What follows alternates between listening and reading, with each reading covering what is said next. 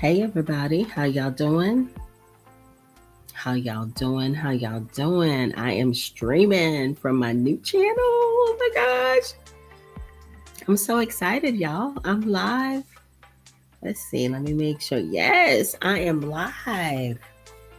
Come on in. I'm gonna give it a little bit for some people to join y'all. We give it a minute. We give it some time for some people to join us.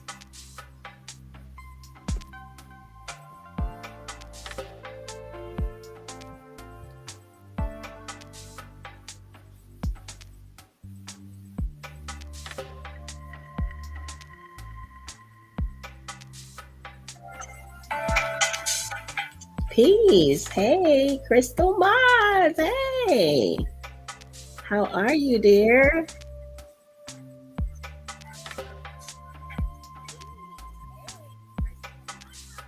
Hey, welcome. This is my very first live stream on this channel. I thought that I was not able to go live. Let me turn the music down a little bit. But I thought I wasn't able to go live, y'all. But I was wrong. So welcome to my channel. Crystal Mods, you are the first moderator here. Welcome. You're the first mod on this channel, girl. But this channel's focus is true crime.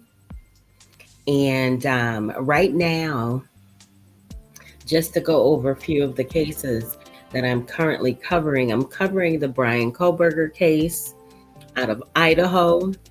Of course, as many of you already know, Bryan Kohberger is accused of a quadruple unaliving that occurred in Moscow, Idaho, at the University of Idaho. At the time, he was a Washington State student, which Washington State University is only, I believe the authorities said only 10 minutes away from the off-campus home of the 4 college students that were unalived. Bryan Kohberger is now 29. At the time of his arrest, he was 28. 28-year-old criminology and psychology student. The state of Idaho has asked for the unalive penalty in this case. So it is a capital case. So the stakes are extremely high. Bryan has excellent, and when I say excellent, I mean absolutely, positively immaculate representation. His defense attorney is a public defender. However, I believe her name is Ann Taylor. She is one of the best public defenders in the state of Idaho. I believe she is the best, if I'm not mistaken. I'm going to look her up. Hey, Kaya and Kayla's mom. How are you, dear? Welcome. You guys found me over here. That's what's up. Share the stream, guys. Share the stream, because I'm definitely trying to grow this channel, attract a new audience or the same audience. You know, I rock with my audience. Guys, for those of you who don't know, I have another channel. It's Medaya, Medaya. That's my other channel, which is the original channel that I started. This channel is my second channel that I'm trying to grow. And I really appreciate all of my subs. I have, I believe, 114. Guys, we're not that far from 500. We're not too far from 500. I know we could get to 500 before my birthday of November 19th. I know we could get to 500 before my birthday in November 19th. I know I have bush babies over here. Guys, go on ahead and subscribe to the channel today. Set your notifications to all so that you're notified when I go live or add new content. Now, back to Bryan Kohberger's attorney. And Taylor. And Kaya and Kayla's mom, I just modded you up. So now you're the second mod. I don't think I really need that many moderators over here, but we'll see. I'm Googling right now, guys. Okay. Yes, it's Annie Taylor. That's her name. That is her name, Annie Taylor. That is who represents Brian Koberger. I'm trying to find her profile so that we could look at her credentials. But at any rate, his attorney is arguing so many key points of the state's evidence. She is arguing just about every single item, how evidence was obtained, the chain of command of said evidence, signatures, who placed what, all of it. She's doing a phenomenal job of, attacking the discovery evidence at this point, to the point where we're currently sitting in July. Today is July 2nd, 2024. Believe it or not, guys, we are in the month of July. This year is going by so fast. It's unreal to me. But we're sitting now in the month of July, and his trial, the potential date, it's not even the actual date. The potential date of Brian Koberger's trial is set currently, potentially for June 2025. That's all based on if they get through all of the motions that they need to get through in time. Now, there's no guarantee that they'll be able to do so, but that is the goal. Right now, the judge, his name is John Judge, Judge, because that's his last name is Judge. But Judge wants this to come to a trial. He has already etched it out and penciled it into his calendar for a 3-month trial. Yes, ladies and gentlemen, Brian Koberger's trial will be for 3 months. The judge is slated 2 weeks for jury selection, to have a jury seated. Then, I believe, what did the judge say? 8 weeks. Yeah, 8 weeks for the course of the trial. And then the judge built in a 2-week period in the event that the verdict comes back guilty. Then they could discuss the sentencing phase. They could work on sentencing phase.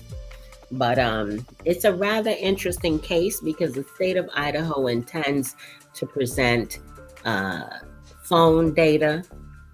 You know how they track your phone, your phone is trackable. If you're pinging off of certain towers, if you're in a certain area at a certain time, your phone is going to attach to that particular tower. Guys, give me 1 second. I gotta run to take care of something real quick. Just bear with me. Hang on. I'll be right back.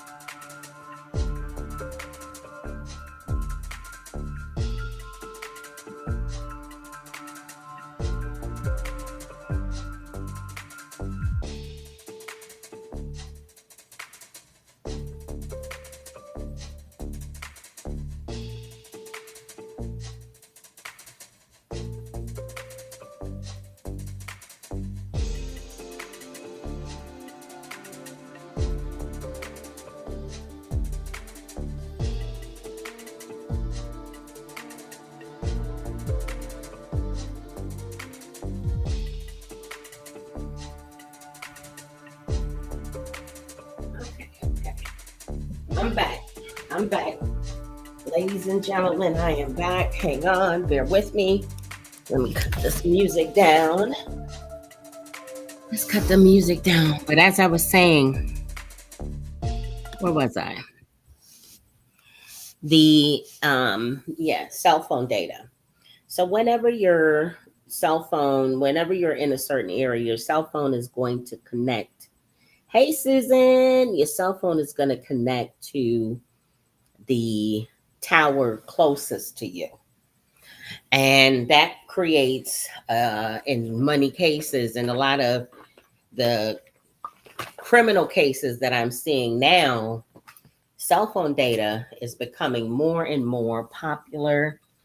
It's becoming more and more evident that this is what it's a part of what police and detectives are going to utilize, either cell phone data or files from the cell phone. Another thing they use popular right now for criminal cases is web page searches. Your Google searches, your see what your recent purchases are, things of that nature. So his attorney is arguing many of the points. One of the biggest points that I think is going to be somewhat of a hump or a hill for the defense to get over is the DNA. Yes, the state of Idaho advised and intends to present DNA evidence that they acquired via a genealogy website that matches the DNA to a knife sheath. It was a knife sheath left behind the night of the unalivings of these 4 college students. So there was some evidence there that they were able to retrieve DNA from and then match the DNA to a genealogy website. I believe early on I heard it was his father's ancestry or something like that.com. One of those sites, they tracked down a match. And they also, within surveillance, which this also is another hill that the defense is going to need to climb. Brian Koberger was placed under surveillance once the police identified him as a person of interest. And while under that surveillance, detectives and officers observed him using gloves, latex gloves, to take out the trash and put the trash in the neighbor's trash can. So he did not want his actual household. He was at his parents' home in Pennsylvania when they apprehended him. But once he got to the house in Pennsylvania, anything that he put in the trash, clearly he didn't want officials to find or utilize. So he was putting his garbage in the neighbor's trash can. That's a red flag. That's a situation that the defense is going to, because why would you put your trash in your neighbor's garbage? Why? Would it, an innocent person need to, like, I don't understand, but the case is really heating up. The prosecution they're dug in, they're 10 toes down. They're serious about this prosecution. Many of the motions, much of the evidence and much of the discovery has been sealed from the public. That's why I haven't been able to really provide you guys with, like, affidavit information and things of that nature, because they have sealed many of the items in this record because they don't want to prejudice. I think it's beneficial for both sides. It's beneficial for the prosecution as well as for the defense, because the prosecution wants to have a case that is clean, not obstructed by public opinion. They want to make sure that, the W is really in that column. It's really a win. And of course, the defense is also hoping to not have public opinion sway the minds of potential jurors. So that's where we stand with Brian Koberger. The other case that I'm looking at right now and following is a case that really, really blew my mind. It's on here on the channel as far as my overview of that case, guys. I did a live on my other channel before I knew I could go live here, but I uploaded it here. It's about Jean K. Whitefeather and Donald Ray Luntz. This couple is from West Virginia. They had a home in Sissonville, West Virginia, where they're well off. It's a farm. It's a huge property, very affluent area. And they adopted children of color, Black children, melanated children. They adopted these children and put them into a life of servitude. And this happened in October of 2023 as far as the arrest. The reason I'm actually following this case and also updating you guys, my community, on this case is because I'm surprised that Law and Crime has not picked it up. I'm surprised that, it's not at the front and center of media. It's just crazy to me. But they adopted those children, and I don't know how long they've had the children. I actually have left a message for the county clerk in West Virginia to give me a call back, and I'll probably double back on that today, call them back, because I would like to get a copy of the arrest affidavit. I want to know how long those children have been in their custody. I would like to know how long they have been living under these conditions. When the police arrived on the property, they identified a barn house. I mean, it looks like an outhouse. I have a picture of it on the cover, the thumbnail of the video of the couple. But it was just basically a shed. They had a 16-year-old and an 11-year-old. No, I'm sorry, 16 and 14-year-old were found in that shed in what they called deplorable conditions. There was no running water. There was a small RV porta potty in there for them to use. And the 16-year-old reported that they hadn't eaten since probably 6 a.m. that morning. It was about 12 to 13 hours later. The police could clearly see signs of neglect and abuse because the 14-year-old had sores on his feet. He had sores on his feet. Okay? Cuts and sores all over his feet, possibly from being worked on their farm tirelessly. Apparently, which initially when I found the report, I didn't find any, the neighbors reporting or what have you. But apparently, after doing some more research, the neighbors were calling CPS. The neighbors did reach out to try to get these children some type of help, services, and attention. But the Department of Children and Families in West Virginia did nothing. They did nothing. They did nothing. So I'm very thankful to the police and all of the investigators who were involved in this, because this case is horrific. The judge, initially, the pair were let out on bond at, I believe it was $200,000 apiece. They were let out on bond at $200,000 apiece. And then the prosecutor's office asserted that the funds that were used for their bond were a part of a criminal enterprising as far as trafficking, because they're considering these children to be trafficked, some civil rights violations and things of that nature. So the prosecution asserted this and the judge agreed.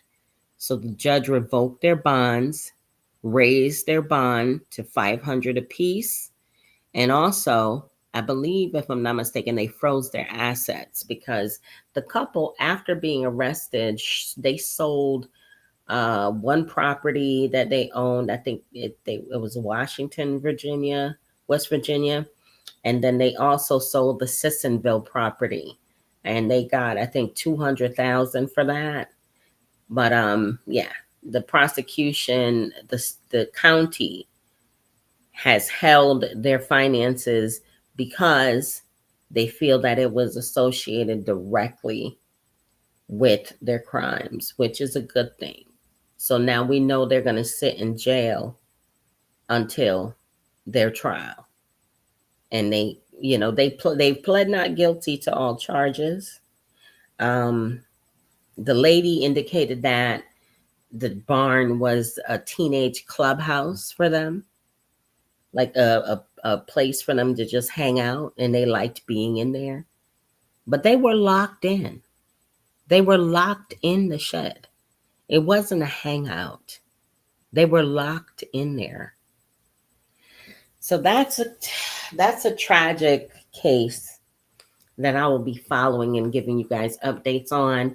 I'm also open to suggestions, guys. If you guys see a case that's rather interesting, something that, you think I might be keen on, or, want to do some more research on, definitely shoot me a message on IG. My Instagram is Medaya_2021. That's MEDAYA_2021. So feel free, if you see a case that's rather interesting, you think I might like, send it over to me.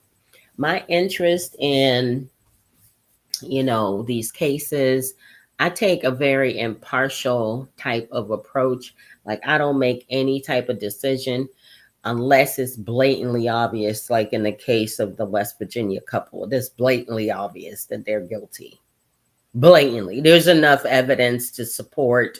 The children, I'm sure, are vocal, and people are talking to them to get an idea of just the extent of the abuse and civil rights violations that occurred while they were in their custody. That's just plain and straight. Now, in the case of Bryan Kohberger, I'm going to need the state to prove it. I need them to prove it. I want to see all the evidence. I want to see every single piece of evidence. I'm kind of sitting on the side of like, wow, Bryan Kohberger, of like, he did it only because his alibi was that he was stargazing. He was just out looking at stars at the same time of the unalivings. So I don't know. And that's why he happened to be in the area. So I don't know. But I try my best to be impartial. But if it says that they're guilty, I'll still just watch and read through and see, because my interest is seeing if the justice system is getting it right. Are they getting it right? Are they arresting, Mirandizing, and convicting people according to the law? You know what I mean? It's important to me to know that the law works, because I've never had any legal troubles, knock on wood. But if I ever did, I want to make sure that the legal system that we have in place is actually a workable one. Like, it's actually fair and amicable across the board. So that's why I have so many, I have interest in law. Let me read you guys' comments before I get up out of here. I appreciate you guys being here. Oh, BB London. Hey, let me get you, BB London. Let me mod you up over here, girl. Let me mod you up over here, baby. I didn't even see you come in the room, child. Welcome, welcome. I mod you up. And who's that? Susan and Kaya and Kayla's mom and Crystal Mods. Guys, thank you so much for being here. I just wanted to do my very first live. This is my first live on this channel, and give you guys an idea of what this channel is about. Talk about the current cases that I'm currently sharing with you guys. Oh, by the way, I also do parole and probation videos. Those are a little bit harder, guys. I have to be honest, because the feeds, like for Connecticut, for instance, I have to get up at 9 a.m. on the day of the hearing to join Microsoft Teams in order to get that that particular day's parole hearings. Louisiana, same thing. I have to be up to get it when it's up.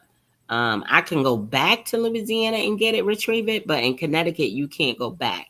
So it's kind of, I'm trying to figure out a way to kind of definitely make sure that I'm on it to get that content out to you guys. I do have more content coming your way. And again, I'm open to suggestions. You know, you guys are my subscribers. You guys are my co-hosts. You guys are my day ones, my ride or die. So I definitely, and I'm talking to everybody. I'm not just, I'm talking to the people that I talk to on a regular basis and the people who've never spoken to me. Because you're subscribed here, I appreciate you and I value your opinion. So, like I said, if you have any ideas or any feedback, whether it's positive or negative, because I want to grow, I'm willing to grow, and I want to grow with you. So, my IG is Medaya _ 2021. That's MEDAYA _ 2021. Hit me up on IG with your suggestions or your comments or your feedback.